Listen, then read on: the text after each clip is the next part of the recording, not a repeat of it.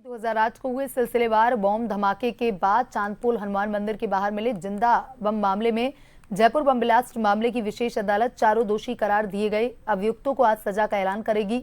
इससे पहले बीती 4 अप्रैल को जयपुर बम ब्लास्ट मामले की विशेष अदालत ने आरोपी शहबाज हुसैन, सरवर आजमी, मोहम्मद सैफ और सैफुर रहमान को दोषी करार दिया।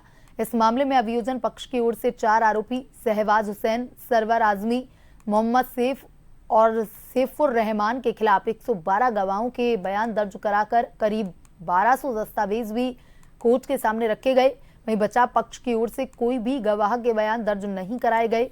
कोर्ट ने सभी पक्षों को सुनने और तमाम गवाहों और तथ्यों के आधार पर चारों आरोपियों को दोषी करार देते हुए सजा के बिंदु पर बहस 8 अप्रैल को तय की थी।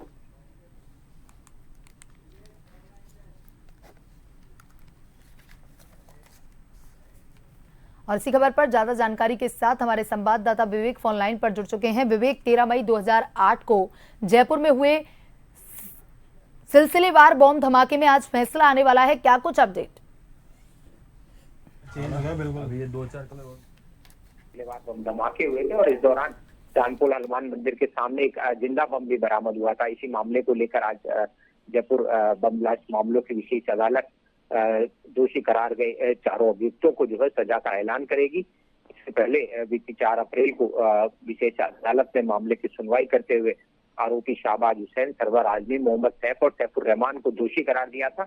इन चारों आरोपियों को भारतीय दंड संहिता की धारा 120B, 121 ए, 124 ए, 153 ए, 307 अनलॉफुल एक्टिविटीज प्रिवेंशन एक्ट 1967 की धारा 18, विस्फोटक अधिनियम 1908 की धारा 4, 5 और 6 के तहत जो है दोषी करार दिया था।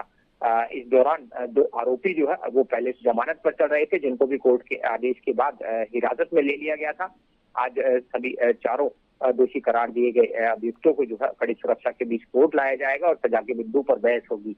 आज माना जा रहा है कि जिस तरह की तमाम धाराएं जो इन पर जिनके तहत दोषी करार दिया गया है, इस मामले में सख्त से सख्त सजा की मांग जो है वो अभियोजन पक्ष की ओर से रखी जाएगी। साथ ही बचाव पक्ष अपनी दलीलें देते हुए इस मामले में जो है हाईकोर्ट के आदेशों की भी हवाला देगा, क्योंकि हाईकोर्ट इस जिंदा बम से के अलावा सिलसिलेवार बम धमाकों के मामले में आरोपियों को जो है बरी कर चुका था। अभियोजन पक्ष की ओर से इस पूरे प्रकरण में 112 गवाहों के बयान दर्ज कराए गए थे। साथ ही करीब 1200 दस्तावेज जो है वो भी कोर्ट के सामने बतौर साक्ष्य पेश किए थे। बचाव पक्ष की ओर से हालांकि किसी के बयान दर्ज नहीं कराए गए, लेकिन 122 दस्तावेज जो है वो कोर्ट के सामने रखे थे। साथ ही बचाव पक्ष की ओर से दलील दी गई थी कि जयपुर बम ब्लास्ट केस के तथ्य समान है और हाईकोर्ट भी इन आरोपियों को जो है बरी कर चुका है। ऐसे में समान प्रकृति का प्रकरण होने के चलते जो है इस मामले में इन्हें बरी किया जाए। साथ ही बचाव पक्ष की ओर से ये भी दलील दी गई थी कि अभियोजन पक्ष अपनी तमाम बहस के दौरान ये साबित नहीं कर पाया है कि चांदपोल गेट के बाहर ये आरोपी जो है वो मौजूद थे। साथ ही ये भी नहीं बता पाया है कि साइकिल जो बम धमाके के दौरान रखी गई थी वो किसने रखी थी। तो ऐसे में साक्ष्यों की कमी के अभाव में इन्हें बरी किया जाए, लेकिन कोर्ट ने दोनों पक्षों को सुनने के बाद इन चारों अभियुक्तों को दोषी करार दिया था और सजा के बिंदु पर बहस के लिए जो है 8 अप्रैल की तारीख मुकर्रर की थी। जी विवेक, तमाम जानकारी के लिए धन्यवाद।